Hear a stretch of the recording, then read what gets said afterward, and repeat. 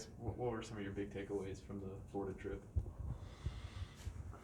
Um, in many ways, Saturday's game was a microcosm of what this particular team has been, and that is two different teams. And certainly don't want to take away from Florida, and them playing well in the second half. But, you know, I'll make it simple. We had 9 assists in the first half and 1 in the second half. And the team who had 9 assists in the first half, really good, can beat anybody in the country. The team that had 1 assist in the second half can be beat by anybody in the country. And somehow we happen to have both of them play within a 15-minute break of each other. And that's, sort of disturbing, but it's my job to figure out how to create more consistency like the first half. What do you do to build consistency? What does that look like? Well, at the end of the day, I've got to demand more better focus, more discipline, more accountability, and when guys aren't doing what they're supposed to do, they just got to come out of the game. It's not rocket science as much as it's frustrating in the sense that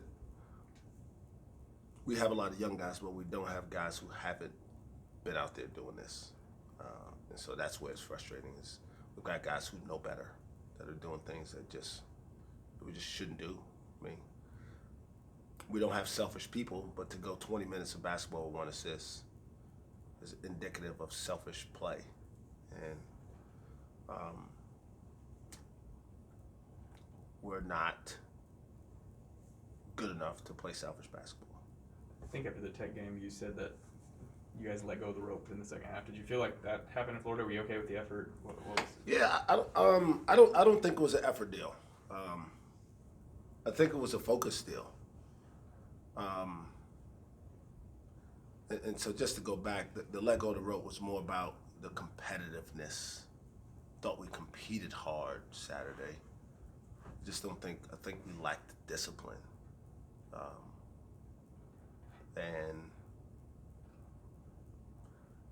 especially on the road, I mean, it's hard. It's one thing to overcome some poor decision making at home. You got the crowd to help you. Some of those 50-50 calls usually goes your way. But on the road, the thing starts to snowball, it becomes hard. And then you start seeing guys make shots that they haven't made all day.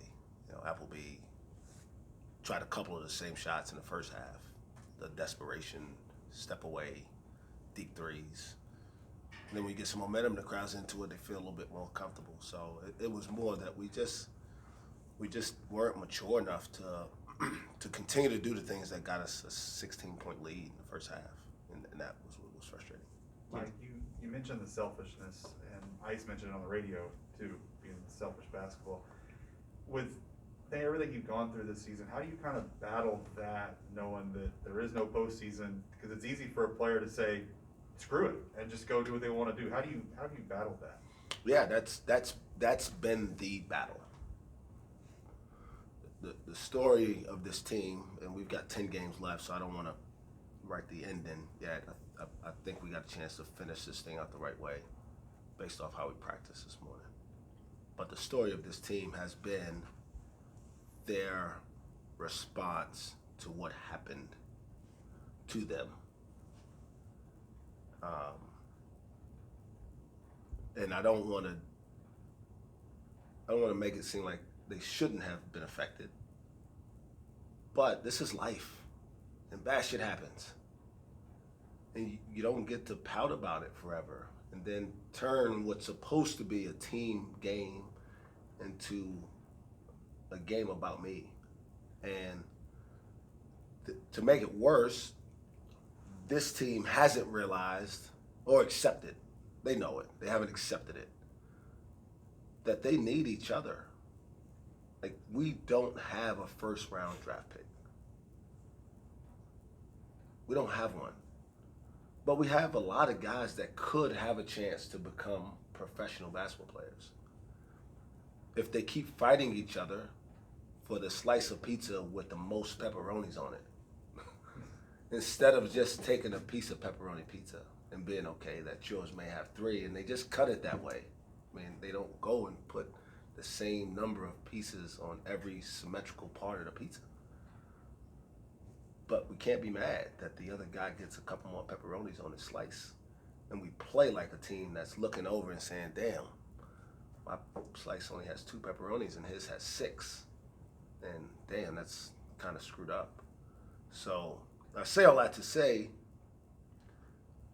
when the decision happened, it was a natural reaction to rally together.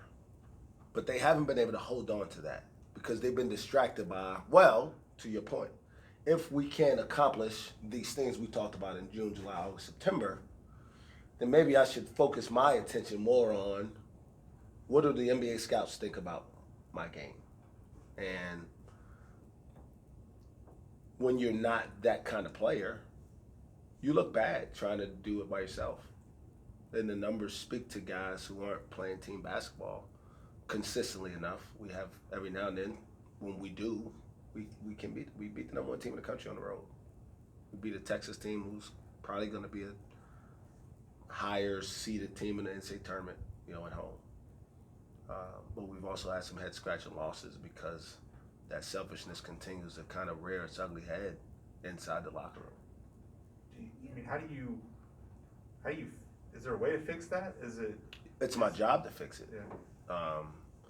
And the way to fix it is, guys, here's the standard for Oklahoma State basketball. No matter what. Whether we're winning, whether we're going to the tournament, not, right? You play to win. Period. Everything that comes from that is icing. But if playing to win isn't priority number 1, this probably isn't going to be a place where you're going to have a lot of success. And that message has to continue to be driven down.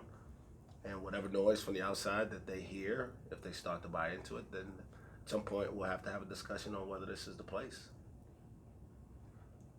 That pizza, sorry, go ahead. That pizza analogy that you mentioned, is that something that you've dealt with before in coaching with guys kind of playing unselfishly, or is this something new? Yeah, I mean, it's not unusual for guys to have personal motives in this game.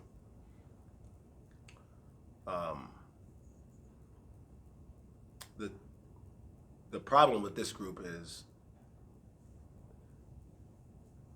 they haven't enjoyed winning. And so then the pizza becomes a big deal, my slice of pizza. Because we're not all eating. Does that make sense? Yes. When we've won, for the most part, a lot of times you had 3 or 4 guys in double figures. You had a lot of guys play. In the first half of the game the other day, everybody that played scored except Woody. And then we had 1 assist in 20 minutes of basketball. Because we didn't enjoy the way we were winning. And the way we were winning is the way this team has to win. So I've seen it, but I've never seen it to the degree that this team has consistently fought it. The desire to allow the team's success to stand out. And kind of to Jacob's question, it may be that, what does the team's success mean? What does it count for? What does it get us? And for me, it gets us everything. To them, I don't know if that's necessarily the way they think about it. You alluded to how practice went this morning. How did you feel about how the team responded in practice? I felt great. I didn't sleep. I slept Saturday. We got back about, I don't know what time it was. It was late. I was so frustrated. I think I lost track of time. But I watched the game 3 times. I woke up at 5, came here, worked out, and I went home. I saw my kids. And then I came back up here and met. And then last night I didn't sleep at all. I haven't slept yet since 5 o'clock yesterday morning. So I honestly couldn't tell you how good practice was, but I feel better about it. The fact that The fact that we're here at 9 might suggest that you've changed some practice habits, or that we're not here at 4. Did something with practice change that you guys had it early this morning instead of in the afternoon? Yeah. Again, everything starts and ends with me. So to the degree that I control us changing our behaviors, I'll do whatever it takes. So we practice pretty early this morning. You mentioned that mindset of this team and not enjoying the winning and the style of play that you guys need to have. How do you convey that and try to flip that mindset with the 10 games you have left? Let's see. I'll say it again. Winning is the most important thing that you can do as a part of this program. As it relates to the team, right? The most important you can do here as a student athlete is get a degree. And then everything else outside of academics, winning has to be at the top of the priority list. And so the message is simple. Not everybody ascribes to that. And if they don't, then there's somewhere else, maybe that's better for them. Maybe it's the NBA.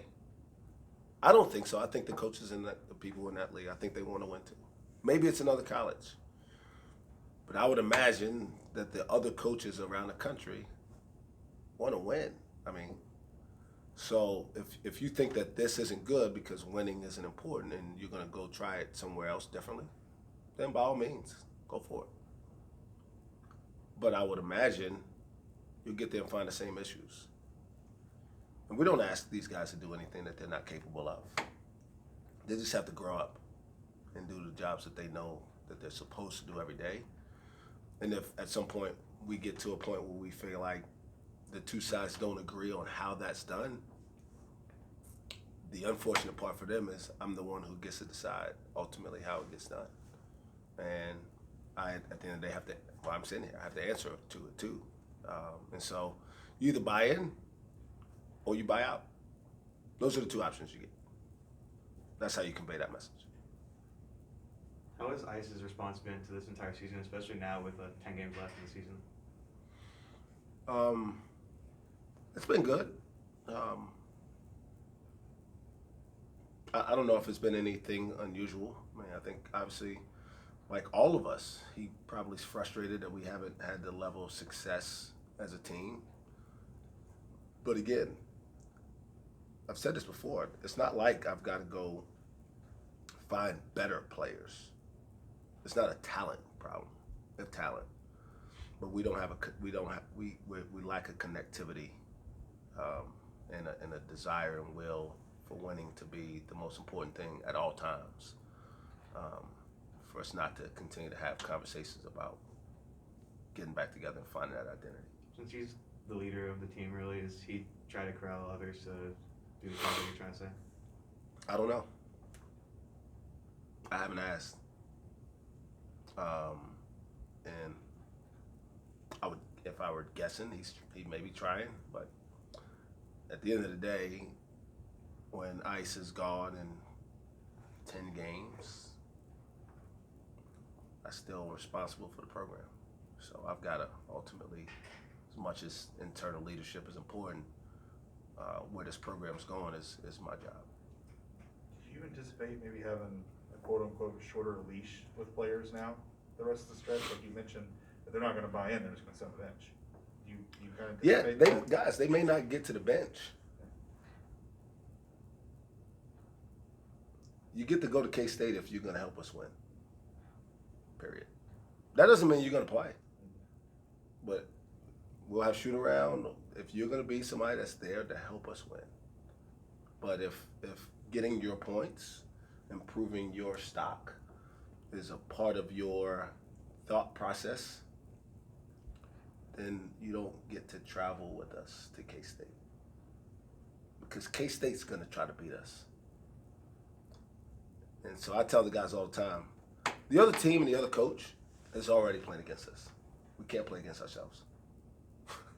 It's impossible. And when we play together, like we did for 20 minutes on Saturday, like we did for most of the game in Waco, like we've done several times throughout the season, then individuals can bear the fruit of that success. But when we play selfish basketball because individual players, for whatever reason, think that things aren't going as well for them and they're not bought into the team, then now we're also helping the other team play against us. And not going to work. So, shorter leash, yeah, but it's not just whether you play or not. It's whether you travel or dress or whatever. Do you have an update on 1K's health? No, so I saw him yesterday when I was up here for a while. He was in the training room. It's getting better. He was able to do a little bit more today, still non-contact. So I'll check on him here when I go to the trainer at 10 and get an update on kind of what we think we can do with him tomorrow before we head out. And what's kind of the scout on K-State? What have you thought about their season so far? They're really good. I thought last year watching them, there was a lot of promise. I think they were one of the 5 youngest teams in Power 5 last year and returned several pieces. And then they added, some high-level producers, Mark Smith, Ismail Sood. I keep drawing a blank on this kid's name. He's from New York City. I actually went to my high school. Marquise Noel. Good players, really good. But winning's hard in this league.